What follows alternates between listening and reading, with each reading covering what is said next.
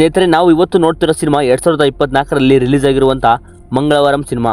ಈ cinema full interesting ಆಗಿದೆ. ಈ ವಿಡಿಯೋವನ್ನ ಯಾವುದೇ ಕಾರಣಕ್ಕೂ ಸ್ಕಿಪ್ ಮಾಡದೆ ಕೊನೆ ತನಕ ನೋಡಿ. ಅದಕ್ಕಿಂತ ಮುಂಚೆ ಯಾರಾದರೂ ಫಸ್ಟ್ ಟೈಮ್ ನಮ್ಮ ವಿಡಿಯೋ ನೋಡ್ತಾ ಇದ್ರೆ ಈಗಲೇ ನಮ್ಮ ಚಾನಲ್ಗೆ ಸಬ್ಸ್ಕ್ರೈಬ್ ಆಗಿಬಿಡಿ. ಇದೇ ಥರ ಸಿನಿಮಾಗಳನ್ನು ಕನ್ನಡದಲ್ಲಿ ನಾನು ನಿಮ್ಮ ಮುಂದೆ ತರ್ತಾ ಇರ್ತೀನಿ. ಸರಿ, ಸಿನಿಮಾವನ್ನು ಸ್ಟಾರ್ಟ್ ಮಾಡೋಣ. ಸಿನಿಮಾ ಸ್ಟಾರ್ಟ್ ಆಗೋದು 1986ರಲ್ಲಿ. ಒಂದು ದಿನ ರಾತ್ರಿ ರವಿ ಎನ್ನ ಹುಡುಗ ಆ ಊರಿನ ಮಾಲಚಮ್ಮನ ದೇವಸ್ಥಾನದಲ್ಲಿನ ಕರಿ ಕಾಡಿಗೆಯನ್ನ ತಗೊಂಡು ಅವನ ಫ್ರೆಂಡ್ ಶೈಲಿಗೆ ಕೊಡ್ತಾನೆ. ಇವರಿಬ್ರು ತುಂಬಾ ಕ್ಲೋಸ್ ಆಗಿ ಇರ್ತಾರೆ. ಹಾಗೆ ಇಬ್ರು ಮನೆಗೆ ಹೋಗುವಾಗ ಬಾವಿಯಲ್ಲಿ ಬಿದ್ದಿರೋ ನಾಯಿ ಮರಿಯನ್ನ ಹೊರಗಡೆ ತೆಗಿತಾರೆ. ಅದನ್ನ ಶೈಲು ತನ್ನ ಮನೆಗೆ ತಗೊಂಡು ಹೋಗ್ತೀನಿ ಅಂತ ತನ್ನ ಮನೆಗೆ ತರ್ತಾಳೆ. ಇಲ್ಲಿ ಶೈಲು ಅವರ ಅಪ್ಪ ಮನೆಗೆ ಬಂದಿರ್ತಾನೆ. ಇವರ ಅಪ್ಪ ಶೈಲು ಅವರ ಅಮ್ಮ ಸತ್ತ ಮೇಲೆ 2ನೇ ಮದುವೆ ಆಗಿರ್ತಾನೆ. ಶೈಲು ಈಗ ನನ್ನನ್ನ ಕರ್ಕೊಂಡು ಹೋಗೋಕೆ ಬಂದಿದ್ದಾರೆ ಅಂತ ಅನ್ಕೊಂಡಿರ್ತಾಳೆ. ಆದ್ರೆ ಅವರು ಬಂದಿದ್ದು ಶೈಲು ಹೆಸರಲ್ಲಿರೋ ಅವಳ 3 ಎಕರೆ ಜಮೀನನ್ನ ತಗೊಂಡು ಹೋಗೋಕೆ ಬಂದಿರ್ತಾರೆ. ಅದಕ್ಕೆ ಶೈಲು ಅವಳ ಅಜ್ಜಿ ಅವಳನ್ನ ಇದುವರೆಗೂ ನೋಡಕ್ಕೆ ಬಂದಿಲ್ಲ, ನೀವು ಈಗ ಆಸ್ತಿಗೆ ಬಂದಿದ್ದೀರಾ ಅಂತಾಳೆ. ಅದಕ್ಕೆ ಅವರಪ್ಪ ಶೈಲು ಹೆಸರಲ್ಲಿ ಇರೋ 3 ಎಕರೆ ಬರೆದು ಕೊಟ್ರೆ ಅವಳನ್ನ ಕರ್ಕೊಂಡು ಹೋಗ್ತೀನಿ ಅಂತಾನೆ. ಅವರ ಅಜ್ಜಿ ಅವರ ಅಮ್ಮನಿಂದ ಅವಳಿಗೆ ಬಂದಿರೋದು ಕೊಡೋದಿಲ್ಲ ಅಂತಾಳೆ. ಅದಕ್ಕೆ ಅವರು ಅಲ್ಲಿಂದ ಹೋಗ್ತಾರೆ. ಇದನ್ನ ನೋಡಿದ ಶೈಲು ತುಂಬಾನೇ ಬೇಜಾರಾಗ್ತಾಳೆ. ಬೇಜಾರಾಗಿ ಆ ಊರಿನ ಮಾಲಾಚಮ್ಮ ದೇವಿಯ ದೇವಸ್ಥಾನದ ಮುಂದೆ ಕೂತಿರ್ತಾಳೆ. ಅಲ್ಲಿಗೆ ಬಂದ ರವಿ, ಇಲ್ಲಿ ದೀಪ ಹಚ್ಚಿದ್ರೆ ಪ್ರಾಬ್ಲಮ್ ಸಾಲ್ವ್ ಹೋಗುತ್ತಂತೆ ಅಂತ ಇಬ್ರು ದೀಪ ಹಚ್ಚುವಾಗ ರವಿ ತಂದೆ ಅಲ್ಲಿಗೆ ಬಂದು ಬೀಡಿ ತರಕ್ಕೆ ಅಂಗಡಿಗೆ ಕಳಿಸಿದ್ರೆ ನೀನು ಇಲ್ಲಿ ಆಟ ಆಡ್ತಿದೀಯ ಅಂತ ಅವನಿಗೆ ಸಖತ್ತಾಗಿ ಹೊಡಿತಾನೆ. ಇವರ ತಂದೆ ಹೇಗೆ ಅಂದ್ರೆ ಶೈಲು ಸಣ್ಣ ಹುಡುಗಿ ಅಂತ ನೋಡದೆ ಅವಳ ಮೇಲೆ ಕೈ ಹಾಕಕ್ಕೆ ಕೆಟ್ಟದಾಗಿ ನಡ್ಕೊಳ್ತಾ ಇರ್ತಾನೆ. ಇಲ್ಲಿಗೆ ಸೀನ್ ಕಟ್ಟಾಗಿ ನೆಕ್ಸ್ಟ್ ಸೀನ್ ಅಲ್ಲಿ ಶೈಲು ಮೆಚೂರ್ಡ್ ಆಗಿರ್ತಾಳೆ. ಅವರ ಅಜ್ಜಿ ಅವಳ ಅಪ್ಪನಿಗೆ ಫೋನ್ ಮಾಡಿದ್ರೆ ಅವರು ಆಸ್ತಿ ಕೊಡು ಅಂದ್ರೆ ಕೊಡೋದಿಲ್ಲ, ನಾವು ಇದಕ್ಕೆಲ್ಲ ಬರೋದಿಲ್ಲ ಅಂತಾರೆ. ಇದರಿಂದ ಮತ್ತು ಶೈಲೆ ತುಂಬಾನೇ ಬೇಜಾರಾಗ್ತಾಳೆ. ಹೀಗೆ ಒಂದು ದಿನ ರಾತ್ರಿ ರವಿ ಅವರ ಮನೆಗೆ ಬೆಂಕಿ ಬಿದ್ದು ರವಿ ಮತ್ತೆ ಅವರ ತಂದೆ ಇಬ್ರು ಸತ್ತೋಗಿರ್ತಾರೆ. ಇಲ್ಲಿ ಶೈಲು ರವಿಯನ್ನ ನೋಡಕ್ಕೆ ಆಗೋದೇ ಇಲ್ಲ. ಇನ್ನು ಸುಮಾರು ವರ್ಷಗಳ ನಂತರ ಒಬ್ಬ ಹೆಂಗಸು ಕೈಯಲ್ಲಿ ತಲೆಯಲ್ಲಿ ಬೆಂಕಿ ಹಿಡ್ಕೊಂಡು ಊರಿನ ತುಂಬಾ ಸುತ್ತಾ ಇರ್ತಾಳೆ. ಅದು ಯಾರು ಅಂತ ಮುಂದೆ ಗೊತ್ತಾಗುತ್ತೆ. ಆ ದಿನ ಬೆಳಗ್ಗೆ ಎಲ್ಲರೂ ತಮ್ಮ ಕೆಲಸಕ್ಕೆ ಹೋಗೋ ಸಮಯ. ಸ್ವಲ್ಪ ಜನರು ಗೋಡೆ ಮೇಲೆ ಏನೋ ಬರ್ದಿದೆ ಅಂತ ನಿಂತಿರ್ತಾರೆ. ಅಲ್ಲಿಗೆ ಹುಲಿರಾಜ ಮತ್ತೆ ಕಾಶಿರಾಜ ಬರ್ತಾರೆ. ಇಲ್ಲಿ ಹುಲಿರಾಜನಿಗೆ ಕಣ್ಣು ಕಾಣಿಸೋದಿಲ್ಲ. ಕಾಶಿರಾಜ ಅಲ್ಲಿ ಬರ್ದಿರೋದನ್ನ ಓದ್ತಾನೆ. ಅದೇ ಟೈಮ್ಗೆ ಡೆನಿಲ್ ಕೂಡ ಬರ್ತಾನೆ. ಡೆನಿಲ್ ಕಾಶಿರಾಜನಿಗೆ, ಕಾಶಿರಾಜ ಅವರೇ ಅಲ್ಲಿ ಏನು ಬರ್ದಿದೆ ಸ್ವಲ್ಪ ಓದಿ ಹೇಳಿ, ನನಗೆ ಓದೋಕೆ ಬರೋದಿಲ್ಲ ಅಂತಾನೆ. ಅದಕ್ಕೆ ಕಾಶಿರಾಜ ಹೇಳಲೇಬೇಕಾ ಅಂತ ಹೇಳ್ತಾನೆ. ಅಲ್ಲಿ ನಿನ್ನ ಹೆಂಡತಿ ಮತ್ತೆ ಮಾಚಿರಾಜನ ನಡುವೆ ಇರುವ ಅಕ್ರಮ ಸಂಬಂಧದ ಬಗ್ಗೆ ಬರೆದಿದ್ದಾರೆ ಅಂತಾನೆ. ಇದನ್ನ ಕೇಳಿದ ಡೆನಿಲ್ ನನ್ನ ಹೆಂಡತಿನ ಕೊಲ್ತೀನಿ ಅಂತ ಅಲ್ಲಿಗೆ ಹೋಗ್ತಾನೆ. ಅಷ್ಟರಲ್ಲಿ ಡೆನಿಲ್ ಹೆಂಡತಿ ಮತ್ತೆ ಮಾಚಿರಾಜ ಏನೋ ಇಬ್ಬರು ಈಗಾಗಲೇ ಊರಿನ ಹೊರಗೆ ಇರೋ ಬಾವಿ ಹತ್ರ ಸತ್ತೋಗಿರ್ತಾರೆ. ಎಲ್ಲ ಊರಿನ ಜನರು ಕೂಡ ಅಲ್ಲಿ ಸೇರ್ತಾರೆ. ಅಲ್ಲಿಗೆ ಹೊಸ SI ಲೇಡಿ ಇನ್ಸ್ಪೆಕ್ಟರ್ ಬರ್ತಾಳೆ. ಇದನ್ನ ನೋಡಿದ ಇನ್ಸ್ಪೆಕ್ಟರ್, ಇದು ಸೂಸೈಡ್ ಅಲ್ಲ, ನಂಗೆ ಡೌಟ್ ಇದೆ, ಇದು ಕೊಲೆ ಆಗಿರ್ಬೋದು ಅಂತ ಪೋಸ್ಟ್ ಮಾರ್ಟಮ್ ಮಾಡಬೇಕು ಅಂತಾಳೆ. ಅದಕ್ಕೆ ಊರಿನವರು ಇದಕ್ಕೆ ಒಪ್ಪೋದಿಲ್ಲ. ಕಾಶಿರಾಜ, ನೋಡಿ ಇದನ್ನೆಲ್ಲ ತೀರ್ಮಾನ ಮಾಡೋದು ನಮ್ಮ ಊರಿನ ಜಮೀನ್ದಾರ ಪ್ರಕಾಶ್ ರಾಜ್ ಅವರೇ ಬರಬೇಕು ಅಂತಾನೆ. ಇವನು ಪ್ರಕಾಶ್ ರಾಜ್ ಊರಿನ ಜಮೀನ್ದಾರ. ಇವನ ತಂದೆ ಎಲ್ಲ ಆಸ್ತಿ ಊರಿಗೆ ಕೊಟ್ಟು ಇವನಿಗೆ ಏನು ಉಳಿಸಿರೋದಿಲ್ಲ. ದಿನಾಲೂ ಅವರ ತಂದೆ ಫೋಟೋ ಹತ್ರ ಬಂದು ಬೈತಾ ಇರ್ತಾನೆ. ಇವಳು ಅವನ ಹೆಂಡತಿ ರಾಜೇಶ್ವರಿ ದೇವಿ. ಇವಳಿಗೆ ದೇವರ ಮೇಲೆ ಬಹಳ ನಂಬಿಕೆ ಇರುತ್ತೆ. ಆದ್ರೆ ಜಮೀನ್ದಾರನಿಗೆ ದೇವರ ಮೇಲೆ ನಂಬಿಕೆನೇ ಇರೋದಿಲ್ಲ. ಈಗ ಜಮೀನ್ದಾರ ಕುಡಿತಾನೆ ಊರಾಚೆ ಇರುವ ಬಾವಿ ಹತ್ರ ಬರ್ತಾನೆ. ಅವರನ್ನ ನೋಡಿ SI ಪೋಸ್ಟ್ ಮಾರ್ಟಮ್ ಮಾಡಬೇಕು ಅಂತಾಳೆ.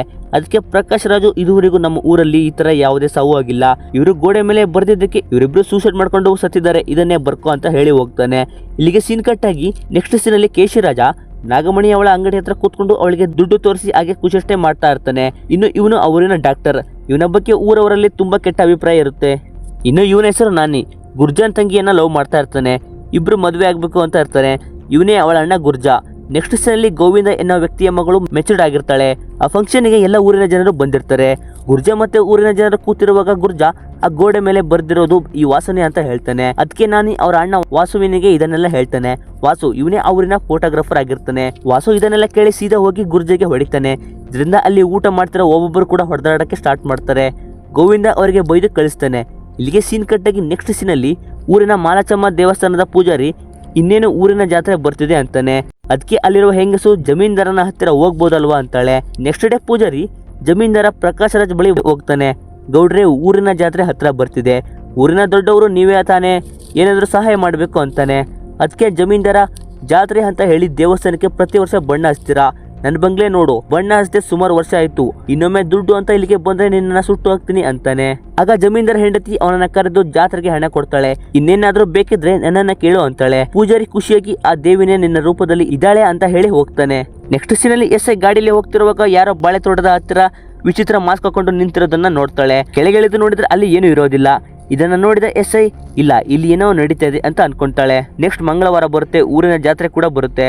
ಪ್ರತಿಯೊಬ್ರು ಕೂಡ ಊರಿನ ಜಾತ್ರೆಯಲ್ಲಿ ಎಂಜಾಯ್ ಮಾಡ್ತಾರೆ. ಇಲ್ಲಿ ಮತ್ತೆ ಆ ವಿಚಿತ್ರ ಮಾಸ್ಕ್ ಹಾಕೊಂಡಿರೋ ವ್ಯಕ್ತಿನ ತೋರಿಸ್ತಾರೆ. ಅವನು ಯಾರು ಅನ್ನೋದು ಮುಂದೆ ಗೊತ್ತಾಗುತ್ತೆ. ನೆಕ್ಸ್ಟ್ ಡೇ ಮಾರ್ನಿಂಗ್ ಒಬ್ಬ ಹಾಲು ಕೊಡುವನು ಗೋಡೆ ಮೇಲೆ ಬರ್ದಿರೋದನ್ನ ನೋಡಿ ಎಲ್ಲ ಊರಿನ ಜನರನ್ನ ಸೇರಿಸ್ತಾನೆ. ಕಾಶಿರಾಜ ಓದಿ ಹೇಳ್ತಾನೆ, ಊರಿನ ನಲ್ಲಕೃಷ್ಣನಿಗೂ ಅಂಗಡಿ ನಾಗಮಣಿಗೂ ಅಕ್ರಮ ಸಂಬಂಧವನ್ನ ಎಲ್ಲರೂ ಒಪ್ಕೊಳ್ಳಿ ಅಂತ ಬರ್ದಿರುತ್ತೆ. ಇನ್ನೊಂದು ಕಡೆ ಆಗ್ಲೇ ನಲ್ಲಕೃಷ್ಣನು ಮತ್ತೆ ನಾಗಮಣಿ ಮರಕ್ಕೆ ನೇಣು ಹಾಕೊಂಡು ಸತ್ತೋಗಿರ್ತಾರೆ. ಮತ್ತೆ ಊರಿನ ಪ್ರತಿಯೊಬ್ರು ಕೂಡ ಸೇರ್ತಾರೆ. ಅಲ್ಲಿಗೆ ಎಸ್ಐ ಕೂಡ ಬರ್ತಾಳೆ. ಎಸ್ಐ ಪ್ರತಿಯೊಬ್ಬರನ್ನ ನೋಡ್ತಾ ಗುರ್ಜಾಗೆ ಇವನು ನಿನ್ನ ಫ್ರೆಂಡ್ ತಾನೆ, ನೆಕ್ಸ್ಟ್ ನೀನೇ ಇರ್ಬೋದೇನೋ ಅಂತಾಳೆ. ಮತ್ತೆ ಫೋಟೋಗ್ರಫಿ ವಾಸವನ್ನ ಕೂಡ ನೋಡಿ ಇವರನ್ನ ನೀನೇ ಕೊಂದಿರ್ಬೋದೇನೋ ಅಂತ ಡೌಟ್ ಪಡ್ತಾಳೆ. ಅಲ್ಲಿಗೆ ಜಮೀನ್ದಾರ ಕೂಡ ಬರ್ತಾನೆ. ಎಸ್ಐ ಏನ್ ಕೊಟ್ರೆ ಅಕ್ರಮ ಸಂಬಂಧ ಇಟ್ಕೊಂಡು ಈ ತರ ಸೂಸೈಡ್ ಮಾಡ್ಕೊಳ್ಳೋದು ನಿಮ್ಮ ಊರಿನ ನಿಯಮನ ಅಂತಾಳೆ. ಇದು ಯಾವುದು ಸೂಸೈಡ್ ಅಲ್ಲ, ನಿಮ್ಮಲ್ಲಿ ಯಾರೋ ಈ ಕೊಲೆಗಳನ್ನ ಮಾಡ್ತಾ ಇದ್ದಾರೆ, ನಾನೇ ಅವ್ರು ಯಾರು ಅನ್ನೋದನ್ನ ಕಂಡು ಹಿಡಿತೀನಿ ಅಂತ ಹೇಳ್ತಾಳೆ. ಇಲ್ಲಿರುವ ಬಾಡಿಗಳನ್ನ ಕೂಡ ಪೋಸ್ಟ್ ಮಾರ್ಟಮ್ಗೆ ಕಳಿಸ್ತಾಳೆ. ಎಸ್ಐ ಆ ಊರಿನ ಪ್ರತಿಯೊಬ್ಬರಲ್ಲೂ ಕೂಡ ಒಂದೊಂದು ಡೌಟ್ ಪಡ್ತಾ ಇರ್ತಾಳೆ. ಇನ್ನೊಂದು ಕಡೆ ಊರಿನ ಮಾಲಚಮ್ಮನ ದೇವಿಯ ದೇವಸ್ಥಾನದ ಮುಂದೆ ಕೂತು ಊರಿನ ಎಲ್ಲಾ ಜನರು ಈಗ ನಡೆದಿರೋ ಕೊಲೆಗಳ ಬಗ್ಗೆ ವಿಚಾರಣೆ ಮಾಡ್ತಾ ಇರ್ತಾರೆ. ಅಲ್ಲಿನ ಪೂಜಾರಿ ನಮ್ಮ ತಾತನ ಕಾಲದಲ್ಲಿ ಕೂಡ ಈ ತರ ಸಾವು ಆಗ್ತಾ ಇತ್ತಂತೆ, ನಾವು ಮೊದಲು ಮಾಲಚಮ್ಮನ ದೇವಿಗೆ ಒಂದು ಹೋಮವನ್ನ ಮಾಡೋಣ, ಈ ಊರಲ್ಲಿ ಆಗ್ತಿರೋ ಎಲ್ಲಾ ಸಾವುಗಳು ಪ್ರತಿ ಮಂಗಳವಾರ ಮಾತ್ರ ಆಗ್ತಿವೆ ಅಂತ ಹೇಳ್ತಾನೆ. ಅದಕ್ಕೆ ಅಲ್ಲಿನ ಕಾಶಿರಾಜ ಇದನ್ನೆಲ್ಲ ನಂಬಲ್ಲ ಅಂತಾನೆ. ಊರಿನ ಎಲ್ಲಾ ಜನರು ಸೇರಿ ನಾಳೆ ಮಂಗಳವಾರ ಊರು ಒಳಗಡೆ ಸ್ವಲ್ಪ ಜನರು ಮತ್ತೆ ಗುರ್ಜಾ ಜೊತೆ ಹುಡುಗರು ಊರಿನ ಹೊರಗಡೆ ಕಾಯ್ತಿರಿ, ನಾಳೆ ಯಾರು ಎಲ್ಲಿ ಏನನ್ನ ಬರೀತಾರೆ ಅಂತ ನೋಡೋಣ ಅಂತಾರೆ. ಅಲ್ಲಿಗೆ ಬಂದ ಕಾನ್ಸ್ಟೇಬಲ್ ನಿಮ್ಮಲ್ಲಿ ಯಾರೋ ಇದನ್ನ ಮಾಡ್ತಿದ್ದಾನೆ ಅಂತ ಹೇಳ್ತಾನೆ. ಅದಕ್ಕೆ ಊರಿನ ಜನರು ನಿಮ್ಮ ಎಸ್ಐ ಬಂದ ಮೇಲೆ ನಮ್ಮ ಊರಲ್ಲಿ ಈ ತರ ಸಾವು ನಡೀತಿರೋದು, ನಿಮ್ಮ ಎಸ್ಐ ಇದನ್ನೆಲ್ಲ ಮಾಡ್ತಿರೋದು ಅಂತ ಗೊತ್ತಾದ್ರೆ ನಾವೇ ಅವಳನ್ನ ತುಂಡು ತುಂಡಾಗಿ ಕತ್ತರಿಸಿ ಹಾಕ್ತಿವಿ ಅಂತಾರೆ. ಹೌದು, ಒಂದು ಕಡೆ ಅವಳು ಬಂದ ನಂತರ ಈ ತರ ಸಾವು ಆಗ್ತಾ ಇರುತ್ತೆ. ಇದನ್ನೆಲ್ಲ ಯಾರು ಮಾಡ್ತಿರೋದು ಅನ್ನೋದು ಮುಂದೆ ಗೊತ್ತಾಗುತ್ತೆ. ವಿಡಿಯೋನ ಸ್ಕಿಪ್ ಮಾಡದೆ ಕೊನೆ ತನಕ ನೋಡಿ. ಬೇಗ ಈಗಲೇ ಸಬ್ಸ್ಕ್ರೈಬ್ ಮಾಡ್ಕೊಂಡ್ ಬಿಡಿ. ಅದರಂತೆ ಹುಲಿರಾಜ ಊರಲ್ಲಿ ಎಲ್ಲಾ ಜನರು ಇವತ್ತು ರಾತ್ರಿ ಅವರವರ ಮನೆಯಲ್ಲೇ ಇರಬೇಕು ಅಂತ ಡಂಗುರ ಸಾರ್ತಾನೆ. ಅವತ್ತು ರಾತ್ರಿ ಊರ ಒಳಗೆ ಮತ್ತೆ ಊರಿನ ಆಚೆ ಪ್ರತಿಯೊಬ್ರು ಕೂಡ ಹುಡುಕ್ತಾ ಇರ್ತಾರೆ. ಹಾಗೆ ಹುಡುಕ್ತಿರುವಾಗ ಡೆನಿಲ್ ಯಾರೋ ಒಬ್ಬ ಗೋಡೆ ಮೇಲೆ ಏನೋ ಬರೀತಿರೋದನ್ನ ನೋಡಿ ಗುರ್ಜಾ ಮತ್ತೆ ಎಲ್ಲರೂ ಅವನನ್ನ ಓಡಿಸ್ಕೊಂಡು ಹೋಗ್ತಾರೆ. ಆದ್ರೆ ಆ ವ್ಯಕ್ತಿ ಅವರಿಗೆ ಸಿಗದೆ ಓಡ್ತಾ ಇರ್ತಾನೆ. ಕೊನೆಗೆ ಆ ವ್ಯಕ್ತಿ ನದಿಯ ಒಳಗೆ ಬಿದ್ದು ಸ್ವಲ್ಪ ದೂರ ಹೋಗಿ ದಡಕ್ಕೆ ಬರ್ತಾನೆ. ಆದ್ರೆ ಅಲ್ಲಿ ಆಲ್ರೆಡಿ ಗುರ್ಜಾ ಮತ್ತೆ ಅವನ ಕಡೆಯವರು ಅಲ್ಲಿ ಇರ್ತಾರೆ. ಮುಖದ ಬಟ್ಟೆಯನ್ನು ತೆಗೆದು ನೋಡಿದ್ರೆ ಅವನು ಬೇರೆ ಯಾರು ಅಲ್ಲ, ಅವನು ನಾಣಿ ಆಗಿರ್ತಾನೆ. ಇನ್ನೊಂದು ಕಡೆ ಆ ಊರಿನ ಡಾಕ್ಟರ್ ಬಸ್ ಇಳಿದು ಮನೆಗೆ ಹೋಗುವಾಗ ಯಾರೋ ಅಳುವಂತ ಸೌಂಡ್ ಕೇಳುತ್ತೆ. ಆ ಊರಿನ ಆಚೆ ಇರುವ ಬಾವಿ ಹತ್ರ ಹೋಗಿ ನೋಡಿದ್ರೆ ಅದು ಶೈಲಜನ ಆತ್ಮ ಆಗಿರುತ್ತೆ. ಈಗ ಸಿನಿಮಾದ ಫ್ಲಾಶ್ ಬ್ಯಾಕ್ ಅನ್ನ ತೋರಿಸ್ತಾರೆ. ಏನಂದ್ರೆ ಸಿನಿಮಾದ ಸ್ಟಾರ್ಟಿಂಗ್ ಅಲ್ಲಿ ಇರೋ ಶೈಲು ಇವಾಗ ದೊಡ್ಡವಳಾಗಿದ್ದಾಳೆ. ಅವಳು ಅದೇ ಊರಿನ ಕಾಲೇಜಲ್ಲಿ ಓದ್ತಾ ಇರ್ತಾಳೆ. ಅವಳಿಗೆ ಆ ಕಾಲೇಜಿನ ಇಂಗ್ಲಿಷ್ ಲೆಕ್ಚರ್ ಅಂದ್ರೆ ಇಷ್ಟ ಇರ್ತಾರೆ. ಅವ್ರು ಕೂಡ ಒಂದು ದಿನ ಶೈಲು ನೀನು ನೋಡೋದಕ್ಕೆ ಚೆನ್ನಾಗಿದ್ದೀಯಾ, ಒಳ್ಳೆ ಹುಡುಗಿ, ನಿನ್ನ ನಾನು ಯಾವತ್ತೂ ಬಿಟ್ಕೊಡೋದಿಲ್ಲ ಅಂತಾನೆ. ಅವಳು ಮನೆಗೆ ಹೋಗಿ ಅವನ ಬಗ್ಗೆನ ಯೋಚನೆ ಮಾಡ್ತಾ ಅವಳು ಬೇರೆ ತರ ಯೋಚನೆ ಮಾಡೋಕ್ಕೆ ಸ್ಟಾರ್ಟ್ ಮಾಡ್ತಾಳೆ. ಒಂದು ದಿನ ಶೈಲು ಇಂಗ್ಲಿಷ್ ಲೆಕ್ಚರ್ ಮನೆಗೆ ಬರ್ತಾಳೆ. ಸರ್, ಇವತ್ತು ನಿಮ್ಮ ಹುಟ್ಟಿದ ದಿನ ಅಲ್ವಾ, ಸ್ವೀಟ್ ಮಾಡಿದ್ದೀನಿ ತಗೊಳ್ಳಿ ಅಂತ ಕೊಟ್ಟು ರಿಟರ್ನ್ ಹೋಗುವಾಗ ಮಳೆ ಜೋರಾಗಿ ಬರ್ತಾ ಇರುತ್ತೆ. ಅವನು ಮಳೆ ಹೋದ್ಮೇಲೆ ಹೋಗುವಂತೆ ಇಲ್ಲಿಯೇ ಕೂತ್ಕೊ ಅಂತಾನೆ. ಶೈಲು ಕೂಡ ಅಲ್ಲಿಯೇ ಕೂರ್ತಾಳೆ. ಲೆಕ್ಚರ್ ಅವಳ ಹತ್ರ ಕೂತು ಶೇಕ್ಸ್ಪಿಯರ್ ಬರೆದಿರುವ ರೋಮಿಯೋ ಜೂಲಿಯಟ್ ಪುಸ್ತಕದ ಒಂದು ರೊಮ್ಯಾಂಟಿಕ್ ಸ್ಟೋರಿಯನ್ನು ಹೇಳ್ತಾಳೆ. ಹಾಗೆ ಅವಳನ್ನ ಮುಟ್ಟುತ್ತಾ ಮುತ್ತು ಕೊಡಕ್ಕೆ ಸ್ಟಾರ್ಟ್ ಮಾಡ್ತಾನೆ. ಅವಳು ಅಲ್ಲಿಂದ ಎದ್ದು ಅಳ್ತಾ ಹೊರಗೆ ಹೋಗ್ತಾಳೆ. ಶೈಲು ಸ್ವಲ್ಪ ಹೊತ್ತು ಯೋಚನೆ ಮಾಡಿ ಮತ್ತೆ ಅವನ ಮನೆಗೆ ಬರ್ತಾಳೆ. ಶೈಲು ಮತ್ತೆ ಅವನು ಪರಸ್ಪರ ಸೆಕ್ಸುವಲ್ಗೆ ತೊಡಗ್ತಾರೆ. ಹೀಗೆ ಇಬ್ರು ಹೊರಗಡೆ ಸುತ್ತಾಡ್ತಾ ಪ್ರತಿದಿನ ಶೈಲು ಮತ್ತೆ ಅವನು ಸೆಕ್ಸುವಲ್ ಸಂಬಂಧ ಇಟ್ಕೊಂಡಿರ್ತಾರೆ. ಶೈಲಿಗೆ ಯಾರು ಇರೋದಿಲ್ಲ, ಇವನೇ ಎಲ್ಲ ಅಂತ ಅವಳು ಕೂಡ ಎಲ್ಲವನ್ನು ಕೊಟ್ಟಿರ್ತಾಳೆ. ಒಂದು ದಿನ ಕ್ಲಾಸ್ಗೆ ಇಂಗ್ಲಿಷ್ ಲೆಕ್ಚರ್ ಬದಲು ಬೇರೆ ಬಂದಿರ್ತಾರೆ. ಪ್ರಿನ್ಸಿಪಲ್ ರೂಮ್ಗೆ ಹೋಗಿ ನೋಡಿದ್ರೆ ಅವನು ಇನ್ನೊಂದು ಹುಡುಗಿಯನ್ನ ಮದುವೆಯಾಗಿ ಬಂದಿರ್ತಾನೆ. ಇದನ್ನ ನೋಡಿದ ಶೈಲು ಹೊರಗಡೆ ಅಳ್ತಾ ನಿಂತಿರ್ತಾಳೆ. ಅಲ್ಲಿಗೆ ಬಂದ ಅವನು, ನೀನು ಶೇಕ್ಸ್ಪಿಯರ್ ಅಲ್ಲಿರೋ ಚಾಪ್ಟರ್ ತರ ಮುಗಿದ ಮೇಲೆ ನಿನ್ನ ಅವಶ್ಯಕತೆ ಇಲ್ಲ, ನಾನು ನಿನ್ನ ಅನುಭವಿಸ್ಬೇಕಿತ್ತು, ನಿನ್ನ ಅನುಭವಿಸ್ಬಿಟ್ಟೆ ಅಂತ ಹೇಳಿ ಹೋಗ್ತಾನೆ. ಶೈಲು ಅಲ್ಲಿಯೇ ಮೋಸ ಹೋದನಲ್ಲ ಅಂತ ಅಳ್ತಾ ಕೂರ್ತಾಳೆ. ನಂತರ ಮನೆಗೆ ಬರ್ತಾಳೆ.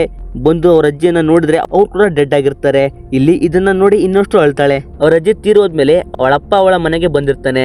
ಊರವರು ಕೂಡ ಅಲ್ಲೇ ಇರ್ತಾರೆ.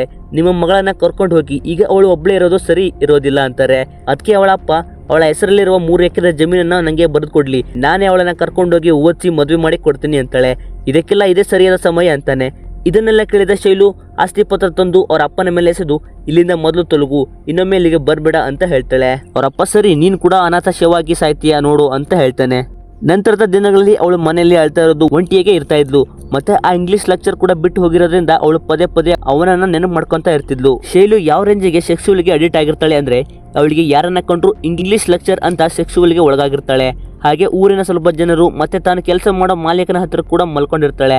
ಅವಳಿಗೆ ತಾನು ಏನ್ ಮಾಡ್ತಾ ಇದ್ದೀನಿ ಅಂತ ಅರಿವೇ ಇರೋದಿಲ್ಲ. ಅದಕ್ಕೆ ಅಂತ ಅವಳು ತನ್ನ ಕೈಗೆ ಒಂದು ರಬ್ಬರ್ನ ಹಾಕೊಂತಾಳೆ. ಅವಳಿಗೆ ಮೂಡ್ ಬಂದಿರೋ ಟೈಮಲ್ಲೆಲ್ಲ ಅದನ್ನ ಕೈಯಲ್ಲಿ ಹೊಡ್ಕೊಂತಾಳೆ, ಗಾಯ ಮಾಡ್ಕೊಂತ ಇರ್ತಾಳೆ. ಈಗ ಅವಳು ಎಲ್ಲರ ಜೊತೆ ಮಲಗಿರೋ ವಿಷಯ ಊರಲ್ಲಿ ಪ್ರತಿಯೊಬ್ಬರಿಗೂ ಕೂಡ ಗೊತ್ತಾಗಿರುತ್ತೆ. ಅವ್ರು ಕೂಡ ಅವಳನ್ನ ನೋಡಿ ಅವಳ ಬಗ್ಗೆ ಕೆಟ್ಟದಕ್ಕೆ ಮಾತಾಡ್ತಾ ಇರ್ತಾರೆ. ಇದೇನಂದ್ರೆ ಶೈಲು ಇಂಗ್ಲಿಷ್ ಲೆಕ್ಚರ್ ಜೊತೆ ಸಂಬಂಧ ಇಟ್ಕೊಂಡು ಅವ್ನು ಮಾಡ್ತಿರೋ ಸೆಕ್ಸುವಲ್ ಇಂದ ಅವರು ಅಡಿಕ್ಟ್ ಆಗ್ಬಿಟ್ಟಿದ್ದು. ಈಗ ಅವನು ಬಿಟ್ಟು ಹೋದ, ಇವಳು ಒಬ್ಳೆ ಇರೋದ್ರಿಂದ ಅವಳಿಗೆ ಒಂಟಿತನ ಕಾಡ್ತಾ ಇರುತ್ತೆ. ಸೊ ಇದರಿಂದ ಅವಳು ಎಲ್ಲರ ಜೊತೆ ಆ ಥರ ಮಾಡಿಸ್ಕೊಂಡು ಇರ್ತಿದ್ಲು. ಅದಲ್ಲದೆ ಅವ್ರನ್ನ ಫೋಟೋಗ್ರಫಿ ವಾಸು ಕೂಡ ಅವಳನ್ನ ನೋಡಿ ಆಸೆ ಪಡ್ತಾ ಇರ್ತಾನೆ.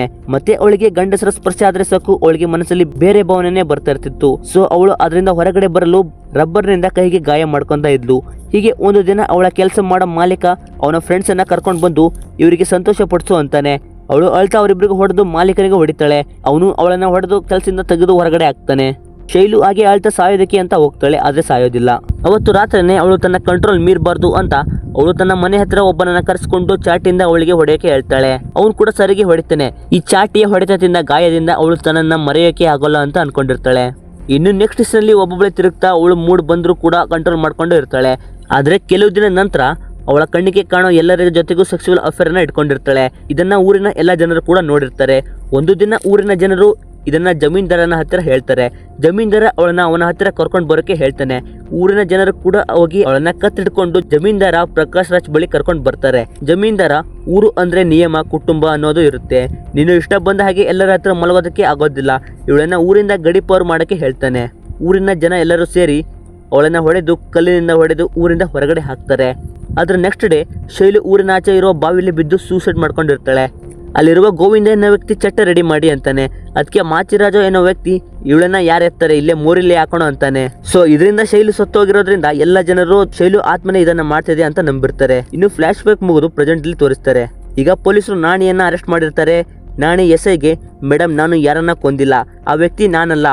ಗೋಡೆ ಮೇಲೆ ನನ್ನ ಹೆಸರು ಮತ್ತೆ ಗುರ್ಜಾ ಅವರ ತಂಗಿ ಹೆಸರು ಬರ್ದಿದ್ರೆ ಗುರ್ಜಾ ಅವನ ತಂಗಿಯನ್ನ ನನಗೆ ಕೊಟ್ಟು ಮದುವೆ ಮಾಡ್ತಿದ್ದ, ಅದಕ್ಕೆ ಬರೆಯೋದಕ್ಕೆ ಹೋಗಿದ್ದೆ ಅಂತಾನೆ. ಎಸ್ಐ ಸತ್ತೋಗಿರೋ ವ್ಯಕ್ತಿಗಳ ಪೋಸ್ಟ್ ಮಾರ್ಟಮ್ ನೋಡಿ ಹೌದು ಕೊಂದಿರೋ ವ್ಯಕ್ತಿ ಇವನಲ್ಲ ಅಂತಾಳೆ. ಕಾನ್ಸ್ಟೇಬಲ್, ಮೇಡಮ್ ಡಾಕ್ಟರ್ ಕಣ್ಣಿಗೆ ಶೈಲು ಆತ್ಮ ಕಾಣಿದಾಗಿಂದ ಎಲ್ಲ ಜನರು ಭಯ ಆಗಿದ್ದಾರೆ ಅಂತಾನೆ. ಎಸ್ಐ ನಗ್ತಾ, ಹೌದಾ, ಅದು ಏನಾದರೂ ಸರಿ ಯಾರಾದರೂ ಸರಿ, ನಾಳೆ ಬರೋ ಮಂಗಳವಾರನೇ ಇದಕ್ಕೆ ಕೊನೆ ಆಗಿರುತ್ತೆ ಅಂತಾಳೆ. ಇನ್ನೊಂದು ಕಡೆ ಊರಿನ ಎಲ್ಲ ಜನರು ಅಕ್ರಮ ಸಂಬಂಧ ಇಟ್ಕೊಂಡವರು ತುಂಬಾ ಭಯ ಪಡ್ತಾ ಇರ್ತಾರೆ. ಸೋಮವಾರ ರಾತ್ರಿ ಬರುತ್ತೆ. ಊರಿನ ಜನರು ಗುರ್ಜಾ ಸೇರಿ ಇದನ್ನ ಮಾಡ್ತಿರೋದು ನಾಣಿ ಅಲ್ವಂತೆ. 1ನೇ ಮಂಗಳವಾರ ಊರು ಒಳಗೆ, 2ನೇ ಮಂಗಳವಾರ ಊರು ಹೊರಗಡೆ ಬರ್ತಿದ್ದಾರೆ. ಇವತ್ತು ರಾತ್ರಿ ಊರು ಒಳಗಡೆ ಮತ್ತೆ ಊರು ಹೊರಗಡೆ ಜನರನ್ನ ಬಿಡೋಣ, ಯಾರು ಅಂತ ಕಂಡು ಹಿಡಬೇಕು ಅಂತಾರೆ.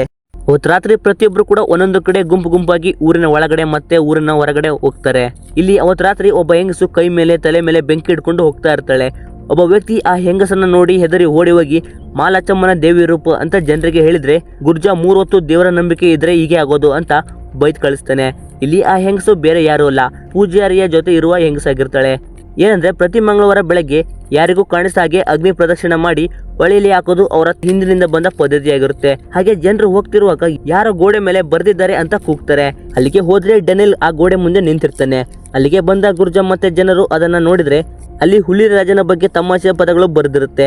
ಅದಕ್ಕೆ ಗುರ್ಜಾ ಡೆನಿಲ್ಗೆ ಹೊಡೆದು ಓದಕ್ಕೆ ಬರಲ್ಲ ಅಂದ್ರೆ ಏನಕ್ಕೆ ಕಿರ್ಸ್ಬೇಕು ಅಂತಾನೆ. ಅದಕ್ಕೆ ಡೆನಿಲ್, ಕಿರ್ಚಿದ್ದು ನಾನಲ್ಲ, ನಾನು ಕೂಡ ಅದೇ ಧ್ವನಿ ಕೇಳಿ ಬಂದಿದ್ದು ಅಂತಾನೆ. ಗುರ್ಜಾ ಯಾರೋ ನಮ್ಮನ್ನ ಊರಾಚೆ ಕಳಿಸಿ ಊರ ಒಳಗೆ ಏನೋ ಮಾಡ್ತಿದ್ದಾರೆ ಅಂತ ಊರೊಳಗೆ ಓಡಿ ಹೋಗ್ತಾರೆ. ಇಲ್ಲಿ ಯಾರೋ ಒಬ್ಬ ವ್ಯಕ್ತಿ ಗೋಡೆ ಮೇಲೆ ಹೆಸರನ್ನ ಬರೆಯೋದಕ್ಕೆ ಬಂದಿರ್ತಾನೆ. ಆ ವ್ಯಕ್ತಿ ಬೇರೆ ಯಾರು ಅಲ್ಲ, ಅವನು ಡಾಕ್ಟರ್ ಆಗಿರ್ತಾನೆ. ಇನ್ನೇನು ಗೋಡೆ ಮೇಲೆ ಹೆಸರು ಬರಬೇಕು ಅನ್ನೋಷ್ಟರಲ್ಲಿ ಎಸ್ಐ ಅಲ್ಲಿಗೆ ಬಂದು ಅವನನ್ನ ಹಿಡಿತಾಳೆ. ಅವನು ಕೂಡ ಅವಳಿಗೆ ನಿದ್ದೆ ಬರೋ ಇಂಜೆಕ್ಷನ್ ಚುಚ್ಚಿ ಅವಳನ್ನ ಒಂದು ಮನೆಯಲ್ಲಿ ಕಟ್ಟಿ ಹಾಕ್ತಾನೆ. ಎಚ್ಚರ ಆದ್ಮೇಲೆ ಎಸ್ಐ, ನೀನು ಇಲ್ಲದೆ ಇರೋ ಶೈಲು ದೆವ್ವ ಇದೆ ಅಂತ ಯಾವಾಗ ಹೇಳ್ದೆ ಅವಾಗಲೇ ನಿನ್ ಮೇಲೆ ಡೌಟ್ ಬಂತು, ಮತ್ತೆ ಮದ್ದು ಬರೋ ಇಂಜೆಕ್ಷನ್ ಕೊಟ್ಟು ಕೊಲೆ ಮಾಡಿರೋದು ಪೋಸ್ಟ್ ಮಾರ್ಟಮ್ ಅಲ್ಲಿ ಗೊತ್ತಾಯ್ತು ಅಂತಾಳೆ.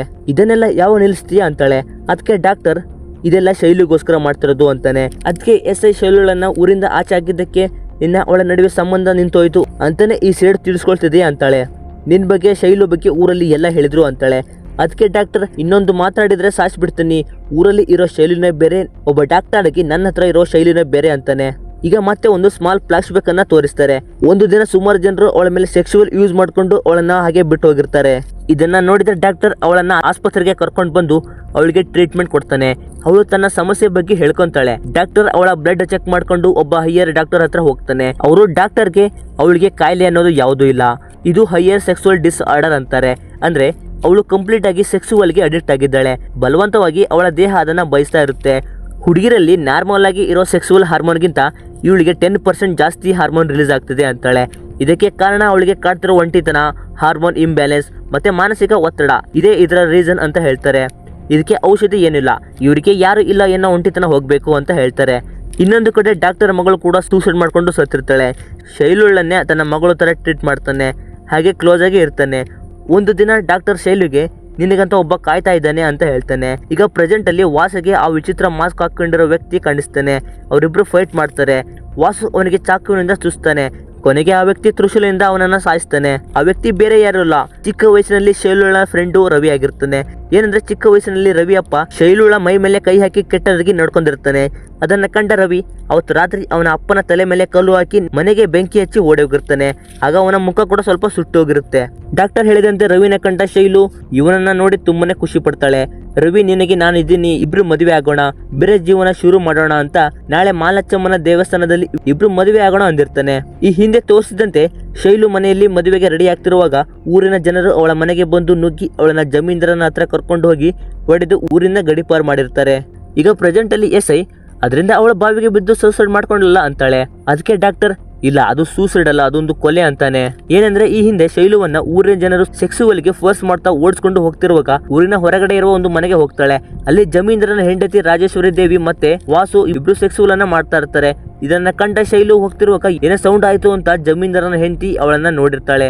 ಇದರಿಂದ ಜಮೀನ್ದಾರನ ಹೆಂಡತಿ ಅವಳು ಊರಲ್ಲಿ ಯಾರಿಗಾದ್ರೂ ಹೇಳ್ಬಿಟ್ರೆ ಎಲ್ಲ ಕೆಟ್ಟೋಗುತ್ತೆ, ಹೇಗಾದ್ರೂ ಮಾಡಿ ಅವಳನ್ನ ಕೊಲ್ಬೇಕು ಅಂತಾಳೆ.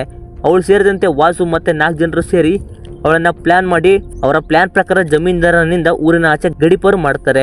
ನಂತರ ಅವಳನ್ನ ಆ 6 ಜನರು ಕತ್ತಿ ಹಿಚ್ಚಿಗೆ ಸಾಯಿಸಿ ಬಾವಿಯಲ್ಲಿ ಹಾಕಿರ್ತಾರೆ. ಇದನ್ನ ಎಲ್ಲ ಊರಿನ ಜನರು ಸೂಸೈಡ್ ಅಂತ ನಂಬಿರ್ತಾರೆ. ಈಗ ಆ 6 ಜನರಲ್ಲಿ 5 ಜನ ಸತ್ತಿದ್ದಾರೆ.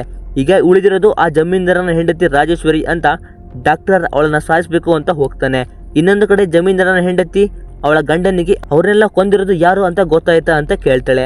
ಅದಕ್ಕೆ ಜಮೀನ್ದಾರ, ಇದೆಲ್ಲ ನಿನ್ನಿಂದನೇ ಕಣೆ, ನಿನ್ನ ವಿಚಾರ, ನಿನ್ನ ಅಕ್ರಮ ಸಂಬಂಧ ಎಲ್ಲ ಗೊತ್ತಾಯ್ತು ಅನ್ನೋವಷ್ಟರಲ್ಲಿ ಅವಳು ಅವನಿಗೆ ಚಾಕು ಹಾಕ್ಬಿಡ್ತಾಳೆ. ಜಮೀನ್ದಾರ ಅವಳನ್ನ ಹಿಡಿದು ಮನೆಯಿಂದ ಕೆಳಗೆ ಹಾಕ್ತಾನೆ. ಅವಳ ಮೇಲೆ ಪೆಟ್ರೋಲ್ ಸುರಿದು ಅಕ್ರಮ ಸಂಬಂಧ ತುಂಬಾ ಅಪಾಯ ಅಂತ ಅವಳನ್ನ ಸುಟ್ಟಾಕ್ತಾನೆ. ಇದನ್ನೆಲ್ಲ ಡಾಕ್ಟರ್ ನೋಡಿರ್ತಾನೆ. ನೆಕ್ಸ್ಟ್ ಡೇ ಪೊಲೀಸರು ಬರ್ತಾರೆ, ಎಸ್ಐ ಕೂಡ ಬರ್ತಾಳೆ. ಜಮೀನ್ದಾರ ಊರಿನ ಸಮಸ್ಯೆಗೆ ನನ್ನ ಹೆಂಡತಿ ಬೆಂಕಿಗೆ ತನ್ನ ದೇಹವನ್ನ ಆಹುತಿ ಮಾಡ್ಕೊಂಡ್ಬಿಟ್ಲು ಅಂತಾನೆ. ಅವತ್ತು ರಾತ್ರಿ ಡಾಕ್ಟರ್ ಜಮೀನ್ದಾರನ ಹೊಟ್ಟೆಗೆ ಟ್ರೀಟ್ಮೆಂಟ್ ಕೊಡಕ್ಕೆ ಬಂದಿರ್ತಾನೆ. ಜಮೀನ್ದಾರ, ನಿಮಗೆ ಇವರೇ ಕೊಂದಿದ್ದು ಅಂತ ಯಾರು ಹೇಳಿದ್ದು ಅಂತಾನೆ. ಇದನ್ನೆಲ್ಲ ಹೇಳಿದ್ದು ಹುಲಿರಾಜ.